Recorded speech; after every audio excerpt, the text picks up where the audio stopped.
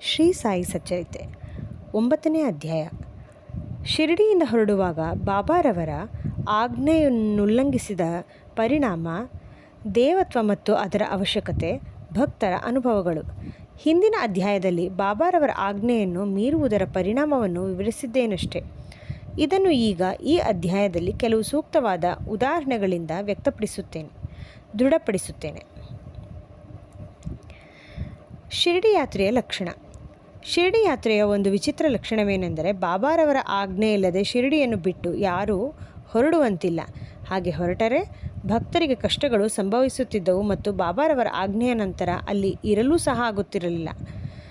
ಭಕ್ತರು ಶಿರಡಿ ಬಿಟ್ಟು ಹೊರಡುವಾಗ ಬಾಬಾರವರು ಅವರಿಗೆ ಉಪದೇಶ ನೀಡುತ್ತಿದ್ದರು. ಅವರು ಅದರಂತೆ ನಡೆದುಕೊಂಡರೆ ಒಳಿತು, ನಡೆಯದೇ ಇದ್ದವರಿಗೆ ಅನಾಹುತಗಳು ತಪ್ಪಿರಲಿಲ್ಲ. ಇಂತಹ ಕೆಲವು ಘಟನೆಗಳು ಈ ಕೆಳಕಂಡಂತೆ ಇವೆ. ತಾತ್ಯಾಕೋತೆ ಪಾಟೀಲ ಒಂದು ದಿನ ಕೋಪರಗಾಮದ ಪೇಟೆಗೆ ಹೋಗುವವರಿದ್ದರು. ಹಾಗೆ ಹೋಗುತ್ತಿರುವಾಗ ಅವಸರದಲ್ಲಿ ಮಸೀದಿಗೆ ಬಾಬಾ ಅವರಿಗೆ ನಮಸ್ಕರಿಸಲು ಬಂದರು. ಆಗ ಬಾಬಾರವರು, ಅವಸರವೇಕೆ, ಸ್ವಲ್ಪ ತಾಳು, ಈಗ ಹೋಗಬೇಡ ಎಂದರು. ಆದರೆ ಅವರು ಕೂಡಲೇ ಹೋಗಲೇಬೇಕೆಂದಾಗ ಶಾಮನನ್ನಾದರೂ ಜೊತೆಯಲ್ಲಿ ಕರೆದುಕೊಂಡು ಹೋಗಲು ಹೇಳಿದರು. ಇದನ್ನು ಲಕ್ಷಿಸದೆ ತಾತ್ಯ ಟಾಂಗಾದಲ್ಲಿ ಹೊರಟರು. ಸಾವಿಲ್ ಬಾವಿ ದಾಟುತ್ತಲೇ ಅವರ ಕುದುರೆಯು ಜೋರಾಗಿ ಓಡಲು ಆರಂಭ ಮಾಡಿದ್ದುದರಿಂದ ಟಾಂಗಾ ನಡುವಿನಲ್ಲಿ ಉರುಳಿ ಕೆಳಗೆ ಬಿದ್ದಿತು. ಆದರೆ ತಾತ್ಯಾರವರಿಗೆ ಹೆಚ್ಚಿಗೆ ಅಪಾಯವಾಗಲಿಲ್ಲ. ಸಾಯಿಬಾಬಾರವರ ಮಾತು ನೆನಪಾಯಿತು. ಮತ್ತೊಂದು ಸಂದರ್ಭದಲ್ಲಿ ಕೊಲ್ಹಾರ ಎಂಬ ಹಳ್ಳಿಗೆ ಹೋಗುತ್ತಿರುವಾಗ ಬಾಬಾರವರ ಮಾತನ್ನು ತಾತ್ಯ ಮೀರಿದುದರಿಂದ ಇದೇ ತರಹದ ಪರಿಸ್ಥಿತಿಯೊದಗಿತು. ಯುರೋಪಿಯನ್ ಗೃಹಸ್ಥ. ನಾನಾ ಸಾಹೇಬರಿಂದ ಪರಿಚಯ ಪತ್ರ ಪಡೆದು ಓರ್ವ ಯುರೋಪಿಯನನ್ನು ಬಾಬಾರವರನ್ನು ಕಾಣಲು ಶಿರಡಿಗೆ ಬಂದನು. ಅವನು ಒಂದು ತಂಬುವಿನಲ್ಲಿ ಇಳಿದುಕೊಂಡನು. ಬಾಬಾರವರ ಮುಂದೆ ನಮಸ್ಕರಿಸಿ ಅವರ ಕರಗಳನ್ನು ಮುತ್ತಿಡಲು ಹಾತೊರೆಯುತ್ತಾ ಮಸೀದಿಯೊಳಗೆ ಬರಲು ಅವನು 3 ಬಾರಿ ಪ್ರಯತ್ನಿಸಿದನು. ಬಾಬಾರವರು ಅನುಮತಿ ನೀಡಲಿಲ್ಲ. ಮಸೀದಿಯ ಅಂಗಳದಲ್ಲಿ ಕುಳಿತು ದರ್ಶನ ಪಡೆಯುವಂತೆ ಆಜ್ಞೆಯಾಯಿತು. ಇದು ಅವನಿಗೆ ಸರಿ ಬೀಳಲಿಲ್ಲ. ಕೂಡಲೇ ಹಿಂತಿರುಗಲು ಮನಸ್ಸು ಮಾಡಿ ಹೊರಡಲು ಬಾಬಾರವರ ಅನುಮತಿ ಬೇಡಿದನು.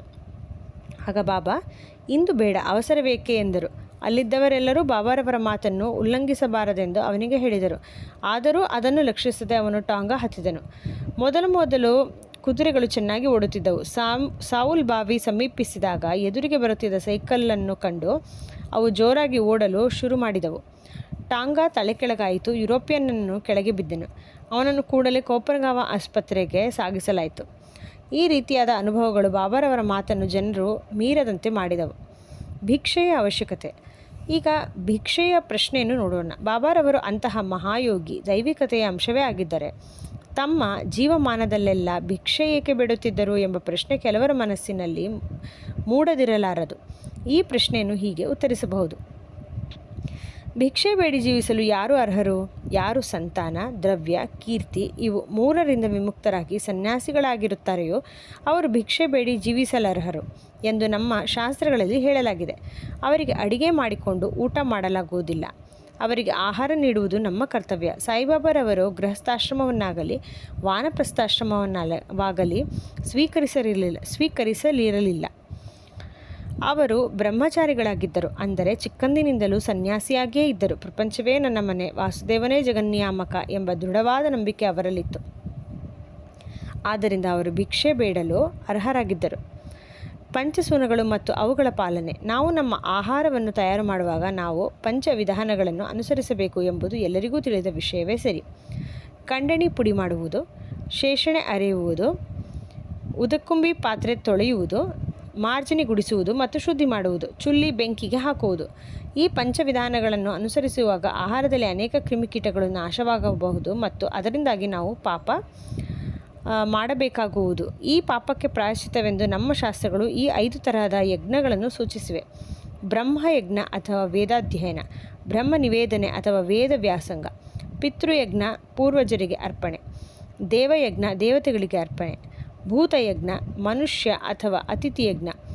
ಈ ಯಜ್ಞಗಳನ್ನು ನಾವು ಸರಿಯಾಗಿ ಪಾಲಿಸಿದರೆ ಅವು ನಮಗೆ ಜ್ಞಾನ ಮತ್ತು ಮುಕ್ತಿ ಮಾರ್ಗಕ್ಕೆ ಸುಲಭವಾದ ದಾರಿ ಹಾಕಿಕೊಡುತ್ತವೆ. ಈ ಕರ್ತವ್ಯಗಳನ್ನು ನಮಗೆ ಜ್ಞಾಪಿಸಲು ಸುಖವೇ ಬಾಬಾರವರು ಪ್ರತಿ ಮನೆಯ ಬಾಗಿಲಿಗೂ ಹೋಗುತ್ತಿದ್ದರು. ಅವರಿಂದ ಈ ರೀತಿಯಾದ ಪಾಠ ಕಲಿತವರು ನಿಜಕ್ಕೂ ಧನ್ಯರು. ಭಕ್ತರ ಅನುಭವಗಳು. ಯಾರು ಒಂದು ಪ್ರತಿ, ಫಲ ಅಥವಾ ಉದಕ ಇವುಗಳನ್ನು ನಿರಂತರ ಪ್ರೀತಿಯಿಂದ ನನಗೆ ಅರ್ಪಿಸುವರೋ ಅಂಥವರ ಪರಿಶುದ್ಧವಾದ ಪ್ರೇಮವನ್ನು ನಾನು ಸದಾ ಮನಃಪೂರ್ವಕವಾಗಿ ಸ್ವೀಕರಿಸುತ್ತೇನೆ. ಎಂದು ಶ್ರೀಕೃಷ್ಣನು ಭಗವದ್ಗೀತೆಯಲ್ಲಿ ಹೇಳಿರುತ್ತಾನೆ. ಹೀಗೆ ಬಾಬಾರವರಿಗೆ ಏನಾದರೊಂದು ಪದಾರ್ಥವನ್ನು ಭಕ್ತಿಯಿಂದ ಅರ್ಪಿಸುತ್ತೇನೆಂದು ಮನಪೂರ್ವಕವಾಗಿ ಹೇಳಿಕೊಂಡು ನಂತರ ಅದನ್ನು ಮರೆತರೆ ಅವರು ಅದನ್ನು ಜ್ಞಾಪಿಸಿ ತೆಗೆದುಕೊಳ್ಳುತ್ತಿದ್ದರು ಮತ್ತು ಆಶೀರ್ವದಿಸುತ್ತಿದ್ದರು. ಈ ಥರದ ಅನೇಕ ಘಟನೆಗಳು ಜರುಗಿವೆ. ತರ್ಕಡ ಕುಟುಂಬ. ಬಾಬಾ ಸಾಹೇಬ ತರ್ಕಡ ಪ್ರಾರ್ಥನಾ ಸಮಾಜಕ್ಕೆ ಸೇರಿದ ಬಾಬಾರವರ ದೃಢ ಭಕ್ತರಾಗಿದ್ದರು. ಅವರ ಪತ್ನಿ ಮತ್ತು ಮಗ ಇಬ್ಬರೂ ಸಹ ಬಾಬಾರವರ ಪರಮ ಭಕ್ತರಾಗಿದ್ದರು. ಮೇ ತಿಂಗಳಲ್ಲಿ ಶಾಲೆಗೆ ರಜೆ ಇತ್ತು. ಆಗ ಕುಮಾರ ತರ್ಕಡ ಮತ್ತು ಅವನ ತಾಯಿಗೆ ಶಿರಡಿಗೆ ಹೋಗಬೇಕೆಂದು ಮನಸ್ಸು ಮಾಡಿದರು. ಆದರೆ ಬಾಲಕ ತರ್ಕಡ ತಾನು ಮತ್ತು ತನ್ನ ತಾಯಿ ಶಿರಡಿಗೆ ಹೋದರೆ ಮನೆಯಲ್ಲಿ ಬಾಬಾರವರ ಪೂಜೆ ನಿಂತು ಹೋಗುವುದೆಂದು, ತಂದೆಯವರು ಪ್ರಾರ್ಥನಾ ಸಮಾಜವಾದಿಗಳಾಗುವುದರಿಂದ ಬಾಬಾರವರ ಫೋಟೋಕ್ಕೆ ಪೂಜೆ ಸಲ್ಲಿಸಲಾರರೆಂದು ತಿಳಿದು ಶಿರಡಿಗೆ ಹೋಗಲಿಚ್ಛಿಸಲಿಲ್ಲ.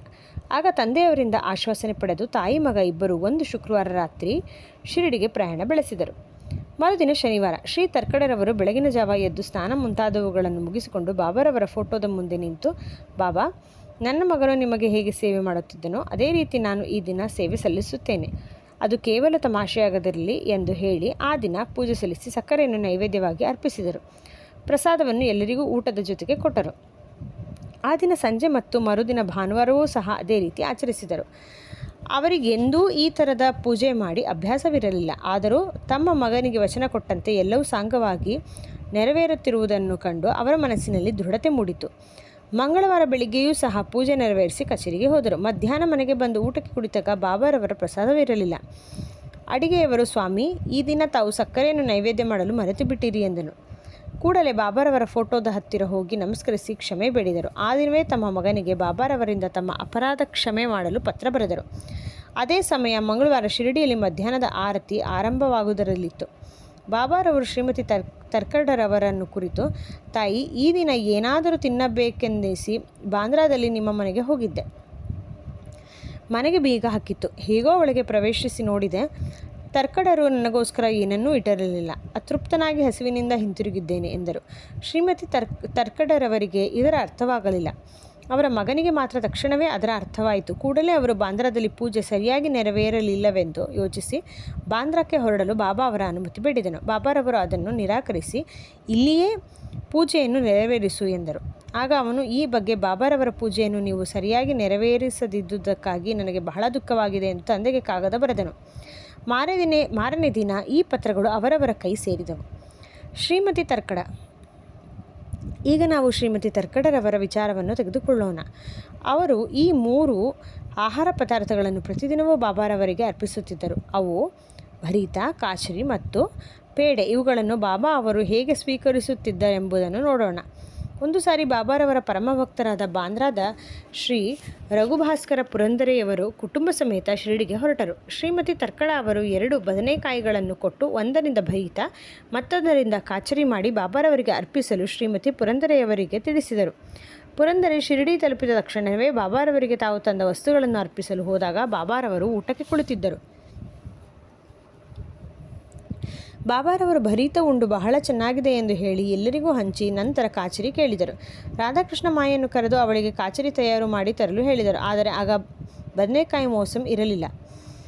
ಭರಿತ ಯಾರು ತಂದರೆಂದು ವಿಚಾರಿಸಿದ ಮೇಲೆ ಅದನ್ನು ಒದಗಿಸಿದ ಶ್ರೀಮತಿ ಪುರಂದರೆಯವರಿಗೆ ಬದನೆಕಾಯಿ ಒಪ್ಪಿಸುವ ಜವಾಬ್ದಾರಿ ಇದೆ ಎಂದು ಎಲ್ಲರೂ ಮನಗಂಡರು.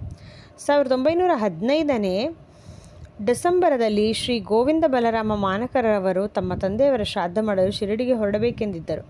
ಅವರು ಶಿರಡಿಗೆ ಹೊರಡುವ ಮುನ್ನ ಶ್ರೀಮತಿ ತರ್ಕಡರವರನ್ನು ಕಂಡರು. ಶ್ರೀಮತಿ ತರ್ಕಡರವರು ಬಾಬಾರವರಿಗೆ ಏನನ್ನಾದರೂ ತಿನ್ನಲು ಕಳುಹಿಸಬೇಕೆಂದು ಯೋಚಿಸಿ ಮನೆ ತುಂಬ ಹುಡುಕಿದರು. ಪೇಡೆ ಹೊರತು ಇನ್ಯಾವುದೂ ಇರಲಿಲ್ಲ. ಆದರೆ ಅದಾಗಲೇ ನೈವೇದ್ಯವಾಗಿತ್ತು. ಅದನ್ನೇ ಬಾಬಾರವರು ಪ್ರೀತಿಯಿಂದ ಸ್ವೀಕರಿಸುತ್ತಾರೆ ಎಂದು ಭಾವಿಸಿ ಮಾನಕರ ಅವರ ಕೈಯಲ್ಲಿ ಕೊಟ್ಟು ಕಳುಹಿಸಿದರು. ಶ್ರೀಯುತ ಮಾನಕರವರು ಶಿರಡಿ ತಲುಪಿ ಬಾಬಾರವರ ದರ್ಶನ ಮಾಡಲು ಮಸೀದಿಗೆ ಹೊರಟರು. ಆದರೆ ಪೇಡೆ ತೆಗೆದುಕೊಂಡು ಹೋಗುವುದನ್ನು ಮರೆತು ಬಿಟ್ಟರು. ಬಾಬಾರವರು ತಾಳ್ಮೆಯಿಂದ ಕೆಲವು ಕಾಲ ಸುಮ್ಮನಿದ್ದರು. ಮಧ್ಯಾಹ್ನ ಮಸೀದಿಗೆ ಹೋದಾಗಲೂ ಮಾನಕರ ಪೇಡೆ ಕೊಡಲು ಮರೆತರು. ಬಾಬಾರವರಿಗೆ ತಾಳ್ಮೆ ಮೀರಿತು. ಆಗ ಅವರು, ನನಗೆ ಏನನ್ನು ತಂದಿರುವೆ ಎಂದು ಮಾನಕರ ಅವರನ್ನು ಕೇಳಿದರು. ಅವರು ಏನೂ ಇಲ್ಲವೆಂದುತ್ತರಿಸಿದರು. ಬಾಬಾ ಮತ್ತೊಮ್ಮೆ ಕೇಳಿದರು. ಪುನಃ ಅದೇ ಉತ್ತರ. ಆಗ ಬಾಬಾರವರು, ತಾಯಿಯು ನನಗೋಸ್ಕರ ನೀನು ಹೊರಟು ಬರುವಾಗ ಸಿಹಿ ತಿನಿಸನ್ನು ಕೊಡಲು ಹೇಳಿ ನಿನ್ನ ಹತ್ತಿರ ಏನೂ ಕೊಡಲಿಲ್ಲವೇ ಎಂದು ಕೇಳಿದರು. ಆಗ ಅವರಿಗೆಲ್ಲವೂ ನೆನಪಾಯಿತು. ಕೂಡಲೇ ಬಾಬಾರವರ ಕ್ಷಮೆ ಬೇಡಿ ತಾವು ತಂಗಿದ ಸ್ಥಳಕ್ಕೆ ಹೋಗಿ ತಂದಿದ್ದ ಪೇಡೆ ತೆಗೆದುಕೊಂಡು ಬಂದು ಅರ್ಪಿಸಿದರು. ಅದನ್ನು ಬಾಬಾರವರು ಸಂತೋಷದಿಂದ ತಿಂದರು. ಈ ರೀತಿ ಶ್ರೀಮತಿ ತರ್ಕಡರವರ ಭಕ್ತಿಯನ್ನು ಬಾಬಾ ಮೆಚ್ಚಿದರು. ನನ್ನನ್ನು ನಂಬಿದವರನ್ನು ನಾನು ಸದಾ ಆಶೀರ್ವದಿಸುತ್ತೇನೆ ಎಂಬ ಗೀತೆಯ ವಾಕ್ಯ ಈ ರೀತಿ ಇಲ್ಲಿ ನಿಜವಾಯಿತು. ಹೊಟ್ಟೆ ತುಂಬ ಊಟ. ಒಂದು ದಿನ ಶ್ರೀಮತಿ ತರ್ಕಡರವರು ಶಿರಡಿಯಲ್ಲಿ ಒಬ್ಬರ ಮನೆಯಲ್ಲಿ ಊಟಕ್ಕೆ ಕುಳಿತಾಗ ಅಲ್ಲಿ ಒಂದು ಹಸಿದ ನಾಯಿ ಬಂದಿತು. ಶ್ರೀಮತಿಯವರು ಅದಕ್ಕೆ ಒಂದು ಚೂರು ರೊಟ್ಟಿ ಹಾಕಿದರು. ಅದು ಅದನ್ನು ಸಂತೋಷದಿಂದ ತಿಂದು ಹೊರಟು ಹೋಯಿತು. ಸಾಯಂಕಾಲ ಅವರು ಮಸೀದಿಗೆ ಹೋದಾಗ ಬಾಬಾರವರು, ತಾಯಿ, ಈ ದಿನ ನೀನು ನನಗೆ ಹೊಟ್ಟೆ ತುಂಬ ಊಟ ಹಾಕಿರುವೆ. ನನ್ನ ಪ್ರಾಣಗಳು ತೃಪ್ತಿ ಪಡೆದವು. ಯಾವಾಗಲೂ ಇದೇ ರೀತಿ ವರ್ತಿಸು, ನಿನಗೆ ಒಳ್ಳೆಯದಾಗುತ್ತದೆ. ಮಸೀದಿಯಲ್ಲಿ ಕುಳಿತು ನಾನು ಯಾವಾಗಲೂ ಸತ್ಯವನ್ನೇ ನುಡಿಯುವೆನು. ಈ ರೀತಿ ಯಾವಾಗಲೂ ನನ್ನ ಮೇಲೆ ದಯೆ ಇಡು. ಮೊದಲು ಹಸಿದವರಿಗೆ ಆಹಾರ ನೀಡಿ ನಂತರ ನೀನು ಊಟ ಮಾಡು ಎಂದರು. ಇದು ಅವಳಿಗೆ ಅರ್ಥವಾಗಲಿಲ್ಲ. ಆಗ ಬಾಬಾ, ನಾನು ಯಾವಾಗ ನಿಮಗೆ ಆಹಾರ ನೀಡಿದೆ ಎಂದು ಕೇಳಲು ಬಾಬಾರವರು, ನೀನು ಪ್ರೀತಿಯಿಂದ ಕೊಟ್ಟ ರೊಟ್ಟಿಯ ಚೂರನ್ನು ತಿಂದು ನಾನು ನಿಜವಾಗಿಯೂ ತೃಪ್ತಿಗೊಂಡಿದ್ದೇನೆ. ನೀನು ಬೆಳಿಗ್ಗೆ ಊಟಕ್ಕೆ ಕುಳಿತಾಗ ಬಂದ ನಾಯಿಯು ನನ್ನ ಅಂಶ. ಇದೇ ರೀತಿ ಇತರ ಜೀವಿಗಳೂ ಸಹ. ನಾನು ಆ ರೀತಿ ಅಲೆದಾಡುತ್ತೇನೆ. ಯಾರು ಈ ಥರದ ಪ್ರಾಣಿಗಳಲ್ಲಿ ನನ್ನನ್ನು ಕಾಣುವರೋ ಅಂಥವರನ್ನು ನಾನು ಆಶೀರ್ವದಿಸುತ್ತೇನೆ. ಭೇದ ಭಾವಗಳನ್ನು ತೊರೆದು ಈ ದಿನ ಸೇವೆ ಮಾಡಿದಂತೆ ನನ್ನ ಸೇವೆ ಮಾಡು ಎಂದರು. ಈ ಅಮೃತ ವಚನಗಳನ್ನು ಕೇಳಿ ಅವರ ಮನಸ್ಸು ಕರಗಿತು. ನೇತ್ರಗಳಿಂದ ಆನಂದ ಬಾಷ್ಪ ಉಕ್ಕಿದವು. ಪಾಠ: ಸಕಲ ಜೀವಗಳಲ್ಲಿಯೂ ಪರಮಾತ್ಮನನ್ನು ಕಾಣಬಹುದು ಎಂಬುದೇ ಇದರ ತಿರುಳು. ಉಪನಿಷತ್, ಗೀತೆ, ಭಗವತ ಎಲ್ಲ ಪುಣ್ಯ ಗ್ರಂಥಗಳು ಇದನ್ನೇ ಸಾರುತ್ತಿವೆ. ಈ ರೀತಿ ಸಾಯಿಬಾಬಾರವರು ಉಪನಿಷತ್ತನ್ನು ಕಾರ್ಯಾಚರಣೆಯಲ್ಲಿ ತಂದರು. ಶ್ರೀ ಸಾಯಿ ಪ್ರಣಾಮ.